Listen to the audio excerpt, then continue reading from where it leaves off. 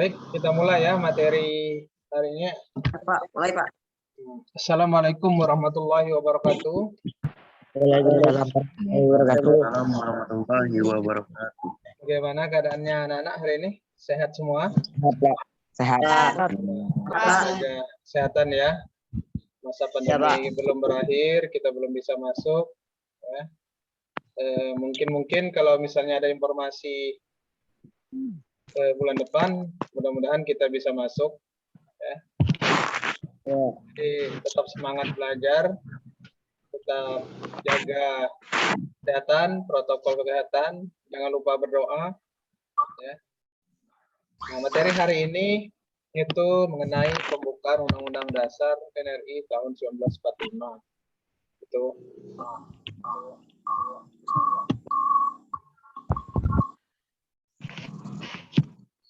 Adapun KD yang harus kalian pelajari, yaitu kompetensi dasarnya 3.2 menstensiskan isi alinea dan pokok pikiran yang terkandung dalam pembukaan Undang-Undang Dasar Negara Republik Indonesia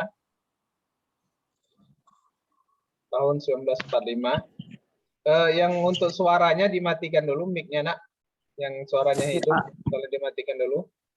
Nanti gantian ya.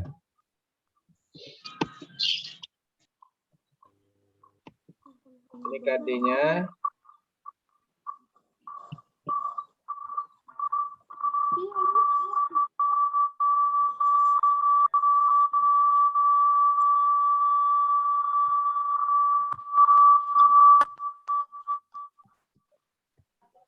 Nah, kemudian kita lanjutkan konstitusi, ya. Apa itu konstitusi? Nah, konstitusi itu adalah hukum dasar, ya, yang dijadikan pegangan dalam penyelenggaraan negara. Nah, konstitusi kita yaitu Undang-Undang Dasar 1945, ya. Jadi konstitusi kita Undang-Undang Dasar 1945.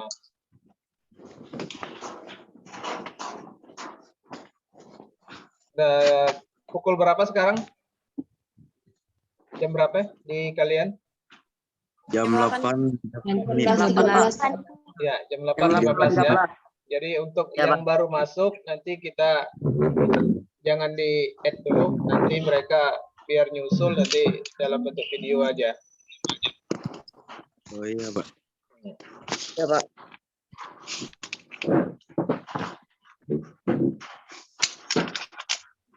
Jadi mengenai konstitusi, tahu kan apa itu konstitusi tadi? Konstitusi adalah hukum dasar yang dijadikan pegangan dalam penyelenggaraan suatu negara. Jadi setiap negara itu ada memiliki konstitusi. Setiap negara yang ada di dunia ini semuanya memiliki konstitusi, memiliki hukum dasar. Saya kasih contoh negara kita, negara Indonesia, konstitusinya yaitu Undang-Undang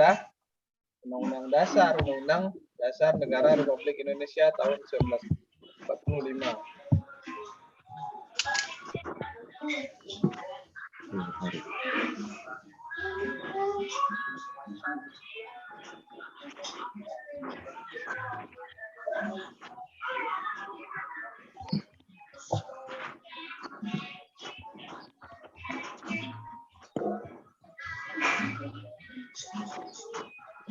Selanjutnya, konstitusi ya atau hukum dasar itu dibagi menjadi dua.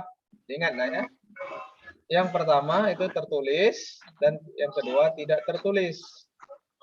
Nah, apa saja yang tertulis itu? Contohnya kalau di negara kita hukum dasar konstitusi yang tertulis itu Undang-Undang Dasar tadi.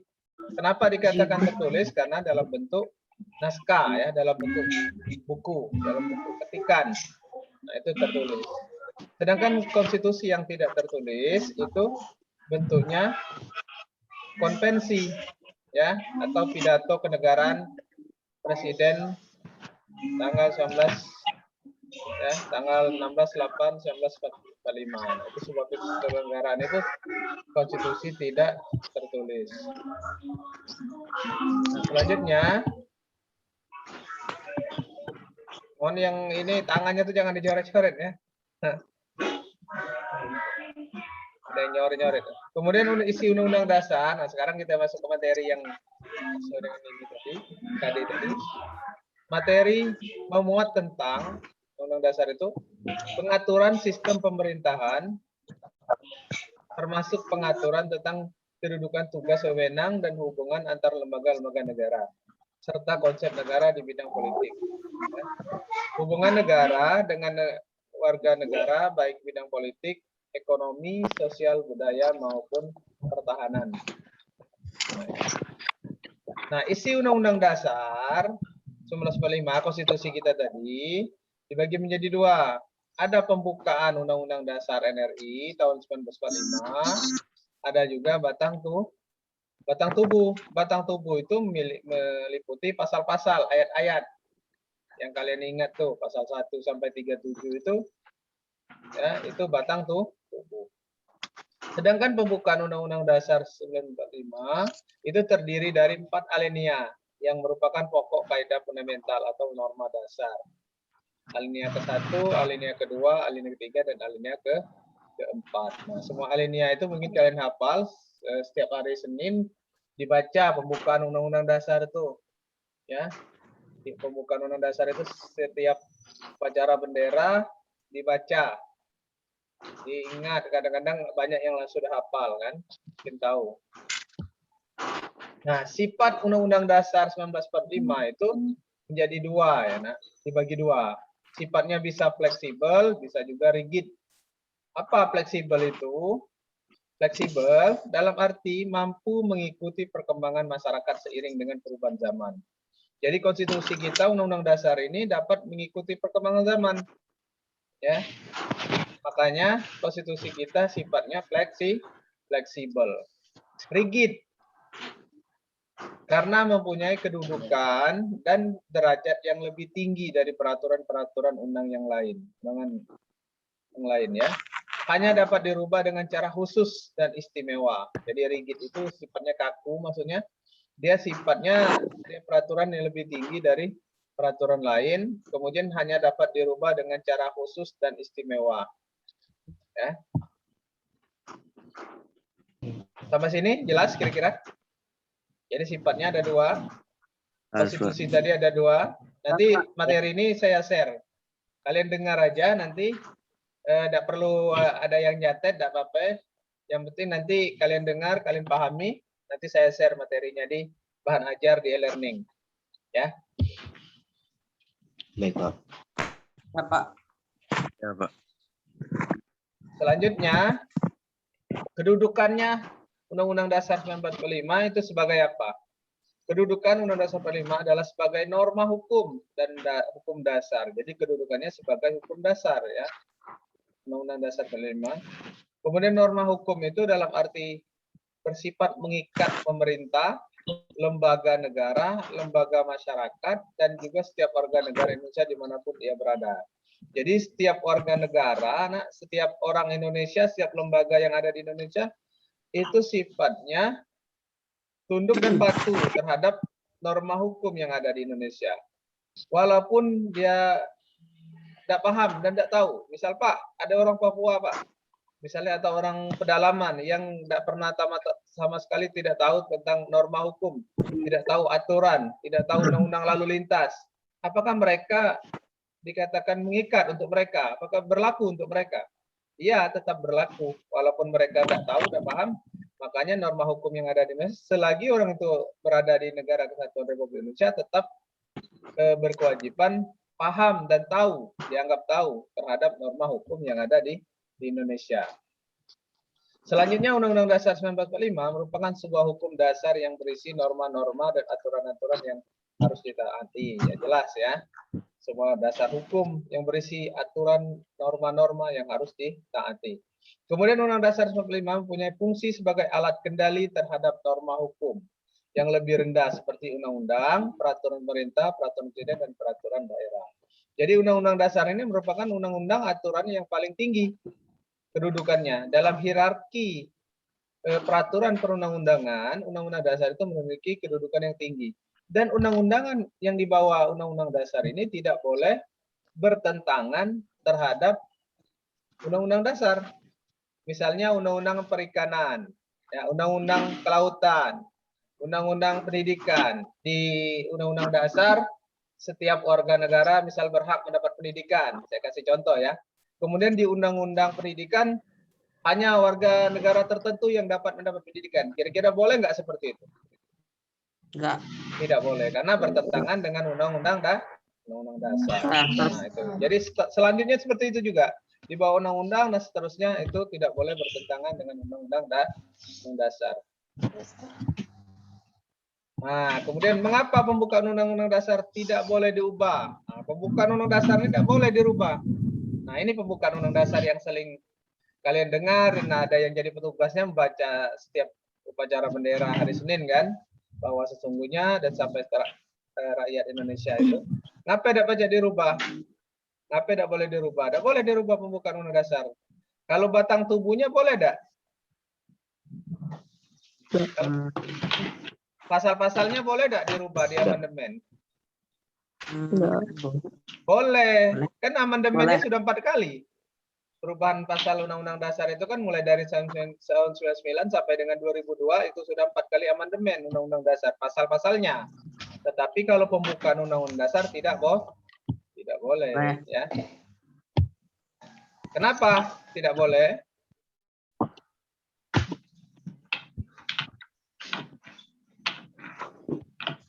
Nah, karena mengandung cita-cita luhur proklamasi kemerdekaan 1945, memuat Pancasila sebagai dasar negara, merupakan satu kesatuan dengan proklamasi kemerdekaan 19 Agustus 1945.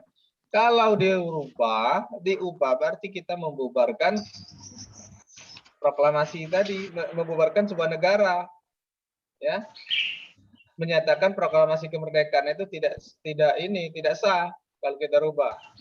Cita-cita luhur, cita-cita proklamasi kemerdekaan itu tidak, kalau kita rubah tidak sesuai dengan tujuan awal artinya kan, makanya tidak boleh dirubah. Ini alasan kenapa pembukaan undang-undang dasar tidak boleh dirubah.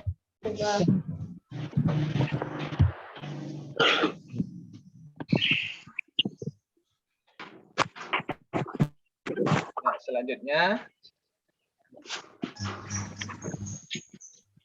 makna yang terkandung dalam alinea. Nah, sekarang alineanya kita bahas ya. Baik, Pak. Alinea.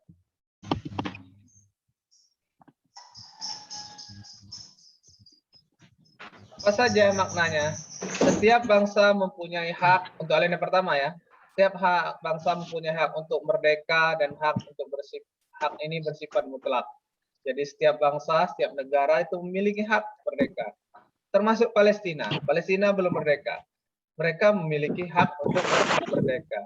Hak untuk merdeka merupakan hak kodrat dan hak moral dari setiap bangsa, jadi pengingkaran terhadap hak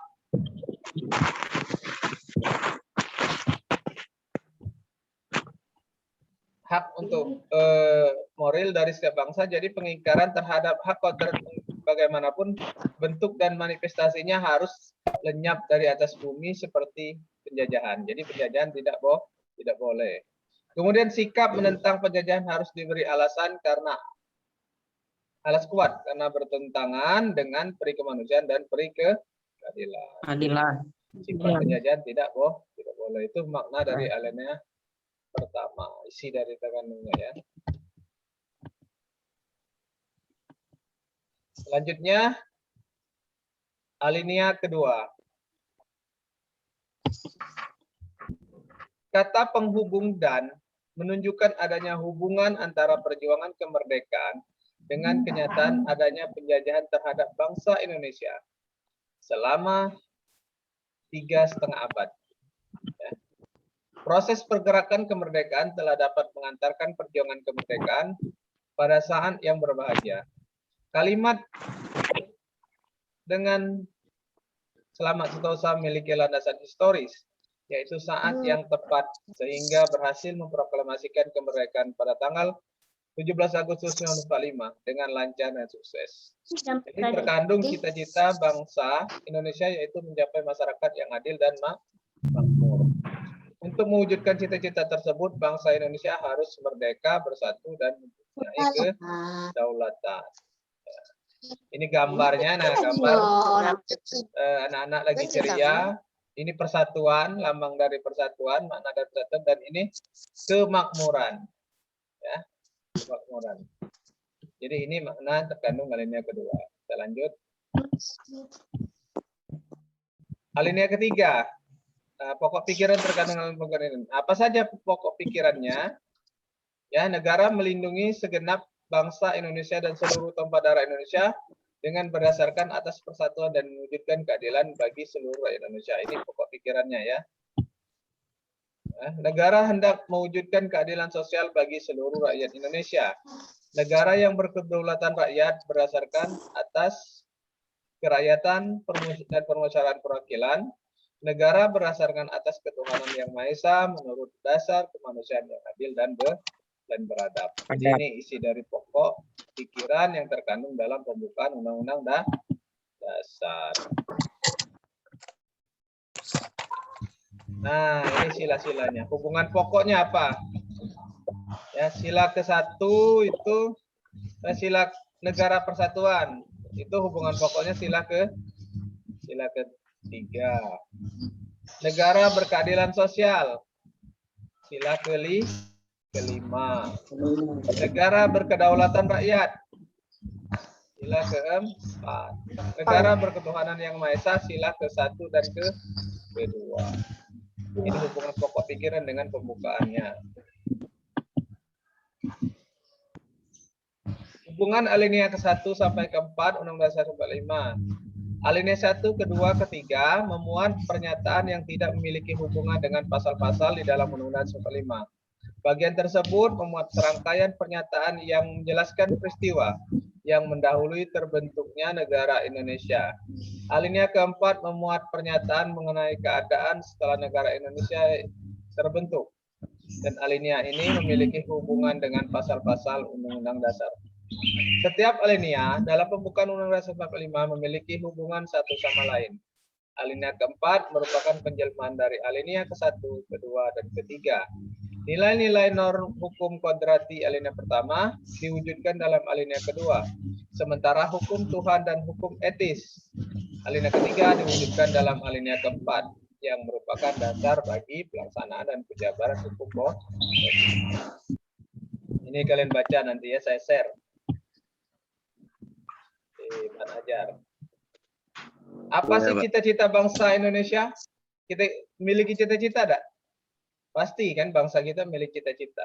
Cita-cita nasional bangsa Indonesia yang diamanatkan dalam proklamasi kemerdekaan Republik Indonesia yaitu mencapai masyarakat yang adil dan makmur berdasarkan Pancasila. Ya. Nah, ini.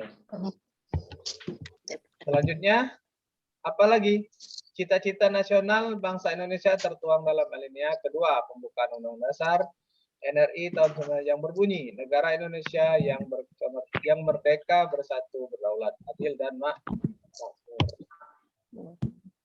Kemudian tujuan nasional bangsa Indonesia tertuang dalam alinea keempat pembukaan Undang-Undang Dasar 45, melindungi segenap bangsa Indonesia dan seluruh tumpah darah Indonesia untuk mewujudkan kesejahteraan umum. Saya garis bawahi ya.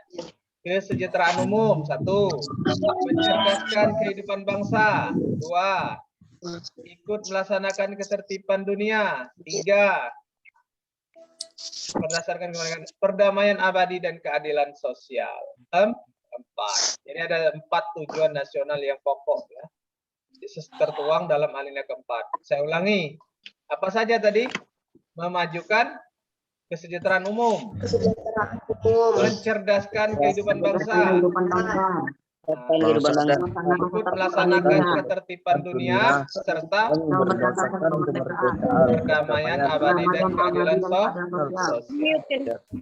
Kira-kira pemerintah membangun pendidikan itu masuk tujuan apa? Saya ulangi ya. Kira-kira pemerintah membangunkan pendidikan, fasilitasi sekolah itu masuk tujuan kemerdekaan, tujuan alinea yang mana? Keempat. Ya, alinea keempat itu maksudnya dari 4 yang kalian jelaskan tadi masuk ke mana?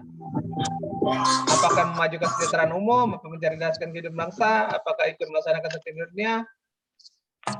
Apakah melaksanakan perdamaian? Ngarupali. Mencerdaskan kehidupan Ngelek, Pak. bangsa. Ngelek, Pak. Jadi makan. Udah jelas ya ngelek ya. Nanti diulang lagi di YouTube nanti saya upload.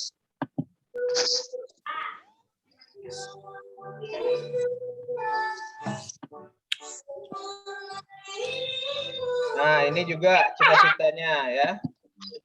Ya, cita-cita hukum. Selanjutnya